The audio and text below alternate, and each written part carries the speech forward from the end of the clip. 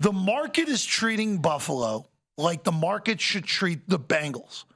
And the Bengals are treated the way that Buffalo should be treated.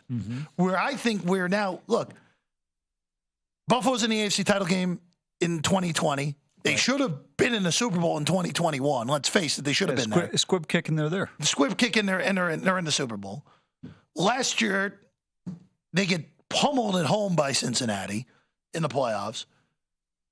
But Amal, this has been a very weird offseason for the Bills, where Stephon Diggs is clearly unhappy. Right. Where Josh Allen even publicly made it out to be that this could be a problem for them with what's going on with Diggs.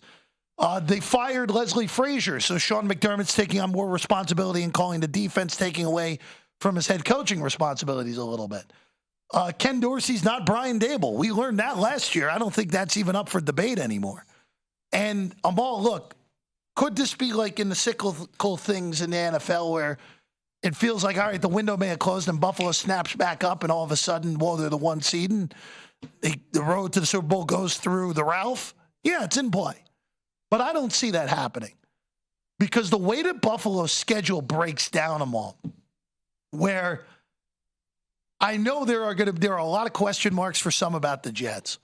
The one thing the Jets did in the two matchups with Buffalo last year is they confused the living daylights out of Josh Allen both games. It was the two lowest scoring games Buffalo had in the regular season last year were the two matchups against the Jets.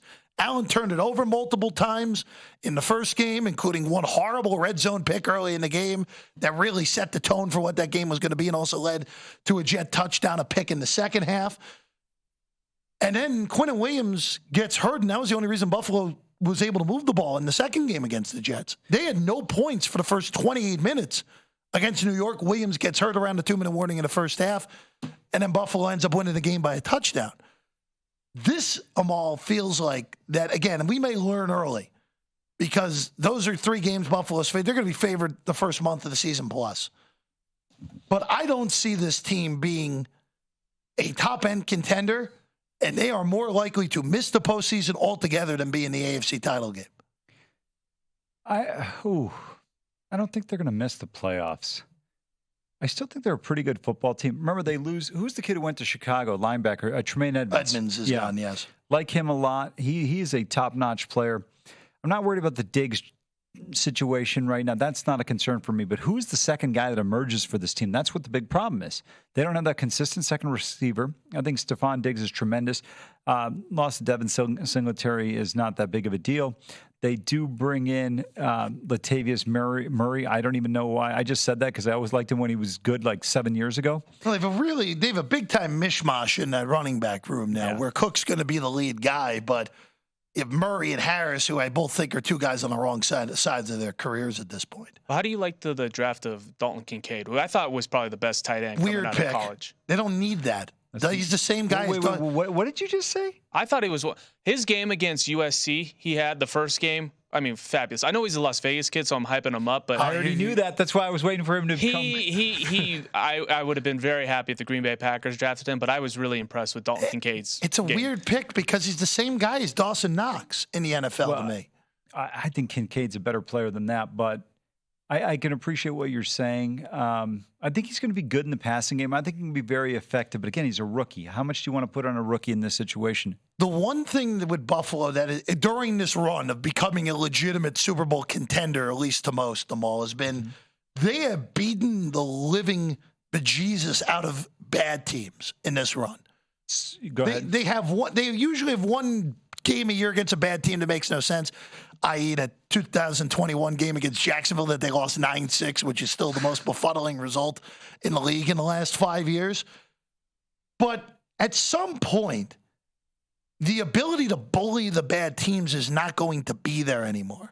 Right. And part of the reason that they were able to bully the teams was, maybe I'm giving Brian Dable too much credit, but you watched Daniel Jones pre-Brian Dable, Amal. He was a mediocre quarterback at best, and he was squarely squarely in the middle of the league as opposed to the bottom third of the league last year, right, which is a pretty marked improvement for a guy. I mean, look at the Giants paid him a ton of money because of what they believe in him now with the right guy coaching him. I so wish when you made that comment right now you were a Giants fan instead of a Jets fan. And I'm not, so don't worry about that.